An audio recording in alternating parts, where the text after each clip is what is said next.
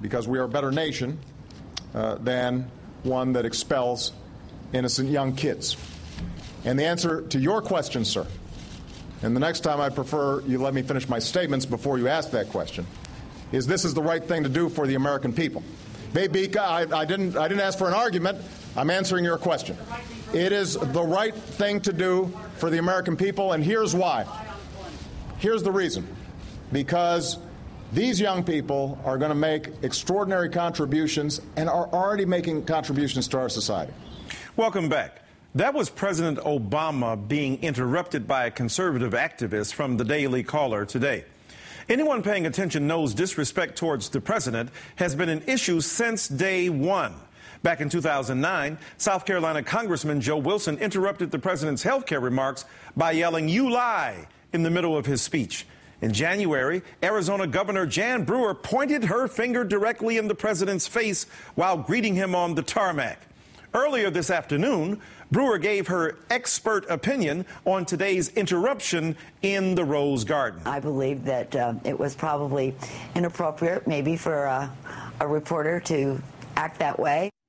Well, she should know about Presidentis Interruptus. She's right, but it's also inappropriate to wag your finger in the president's face. Today on Fox News, some were critical of the actions by the Daily Caller activists, but they shouldn't pretend they have a clean record.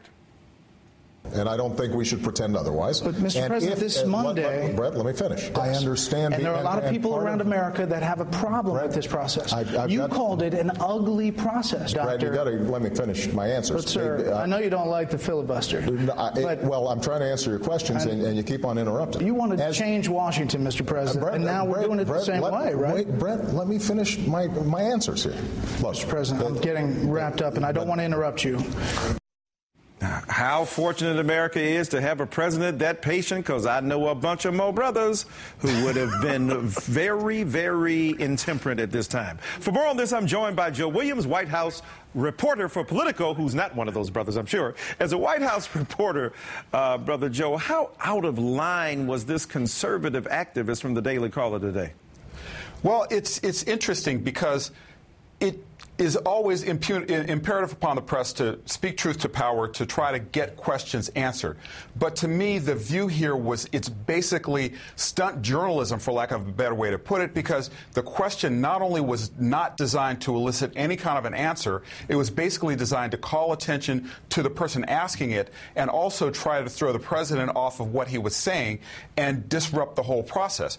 People in Washington are very frustrated sometimes because the press gets a bad rap. This is one of the reasons why. You may not necessarily get your question answered, but certainly at all times you have to respect the office, and that is usually job one for most journalists. Respect the office. Try to get your question answered, but never try to make yourself part of the story. This was disrespectful. It was a bit of a stunt. Well, it was a big stunt, and it was something that blew back on the Daily Caller for most of the afternoon. Yeah, and it interspersed itself into the very comments of the president without permitting him the courtesy to finish. The "you lie" incident by Wilson, Brewer, with her finger wagging, this seems to be part of a larger issue. And I got to ask the question here, does it have anything to do with the fact that this is the nation's first black president and the level of disrespect is alarming and stunning? It's very, very difficult to place race outside of this context, mostly because a lot of the interruptions, a lot of the disrespect has been unprecedented. We haven't seen anything like this before. A lot of people will suggest that it's because the Republican Party has moved so far to the right that they're willing to do things that were unthinkable. But certainly in my experience, it's hard to divorce that because this president doesn't look like the others. And not only do we have a lot of these sort of interruptions, a lot of disrespect towards the office, in more than my view, I mean, many people in the Twitter sphere and a lot of practicing journalists were agog. They were aghast at what had happened. But you also have the promotions of the Tea Party where they're using racially tinged imagery and racially tinged sort of statements to get their point across.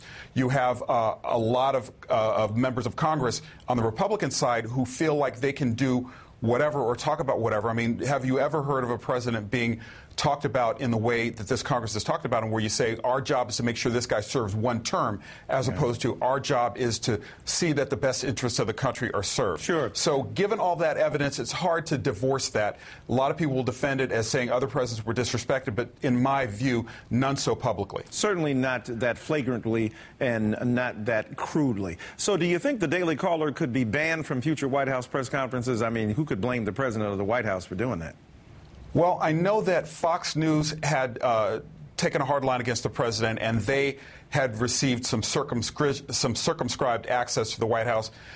Basically, the White House has got to be fair here. I mean, they can't afford to ban the Daily Caller completely, but certainly they can do some things in their toolkit to make it more difficult for the Daily Caller to get access. I don't think they'll ban them completely, but I do think that if anybody tries to get in the White House with the words Daily Caller after their name or after their professional calling card, they will probably not get the access that other people would, and that right.